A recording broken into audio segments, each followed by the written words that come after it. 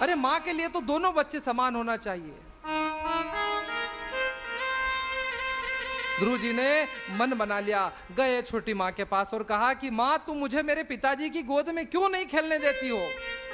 तब जाकर सुरुचि ने कहा कि देख तूने मेरे गर्भ से जन्म नहीं लिया है, तूने सुनीति के गर्भ से जन्म लिया है और सुनीति दासी है और मैं यहाँ की रानी हूं। तो नन्हा सा बालक पूछे कि माँ ये दासी क्या होता है, कि दासी क्या होता है। माँ एक नया शब्द दे दिया अपनी माँ को। रुदन करता हुआ रोता रोता अपनी माँ के पास गया, सुनीति के पास। हे माँ ये दासी क्या होता है, दासी किसे कहते हैं। महाराज माँ कहती है कि किसने कहा रे बेटा तुझे दासी का। कहा कि माँ मुझे छोटी माँ ने कहा है कि तू दासी का पुत्र है। अब माँ तो माँ है। सुनीति भी रुदन करने लगी कि हे परमात्मा ये कौन सी गलती की सजा दे रहा है रे। मुझे बाहर का काम दे दिया था, ठीक है। मुझसे मेरे पति प्रेम नहीं करते, ठीक है। मुझे गौशाला में सोना पड़ता है, जमीन पर सोना पड़ता है, यहाँ तक भी ठीक है रे प्रभु। हे परमात्मा ये दासी बना दिया रे मुझे आज। सुनीति बहुत रुदन करने लगी। अब जब सुनीति को रुदन करते देखा, रोते हुए देखा, तो ध्रुव जी भी रोने लगे। दोनों माँ बेटे एक दूसरे के गले लग गए। लेकिन नन्हा सा बालक मन में घर कर गई वो बात। वो डिप्रेशन में रहने लगा, दुखी रहने लगा। उसको किसी कार्य की कोई समझ नहीं पड़ती, कोई कार्य में वो भाग नहीं लेता। बस जहां पर पिताजी उस उत्तम को अपनी गोद में खिला रहे हैं, दरवाजे के पास जाकर के तरसता वो पिता के प्यार के। एक दिन के भाव है महाराज कि एक दिन उनके मन में विचार आया और फिर अपनी छोटी माँ से विवाद किया। छोटी माँ ने कहा कि देख तू ध्रुव बार बार मुझे मत छेड़ा कर, मैं तुझे बहुत मारूंगी। तो कहा कि माँ मुझे पिताजी के पास खेलने दो, बस मेरा इतना सा निवेदन है माँ, मैं ज्यादा परेशान नहीं करूंगा माँ, मुझे कमी महसूस होती है। यहाँ पर सुनीति ने स्पष्ट कह दिया कि देख अगर तुझे ऐसा करना है तो तुझे जा, मेरी भगवान की भक्ति कर, भगवान की भक्ति कर और मेरे गर्भ से जन्म ले, तब जाकर मैं तुझे।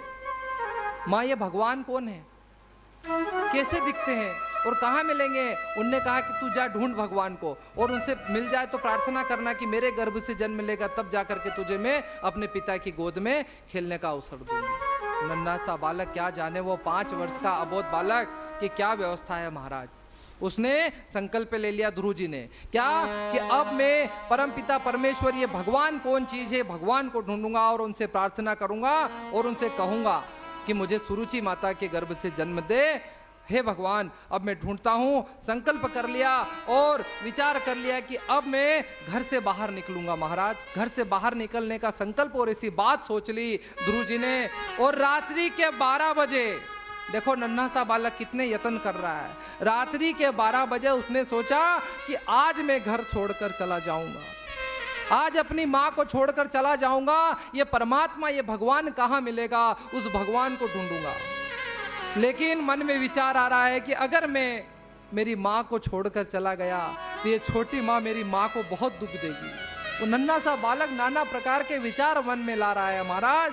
लेकिन रात्रि को 12 बजे उठता है, अपनी माँ गौशाला में नीचे सोई हुई है, वहां जाता है। नन्हा सा बालक ध्रुव जा करके अपनी माँ को जगाता नहीं है, उठाता नहीं है, उनके पैरों को प्रणाम करता है और कहता है कि हे माँ मुझे माफ कर देना, मैं तुम्हें छोड़कर जा रहा हूं, लेकिन शीघ्र ही बहुत जल्दी है माँ, मैं तुम्हें भगवान को पा करके तुम्हारा भी दुख दूर करूंगा और मेरा भी दुख दूर करूंगा। और ये जो छोटी माँ है ना, ये हमें परेशान कर रही है, भगवान से कहूंगा कि भगवान इसे समझा दो। दंड देने का नहीं कह रहा है हो नन्हा सा बालक, दंड देने का नहीं कह रहा है, क्या कह रहा है कि भगवान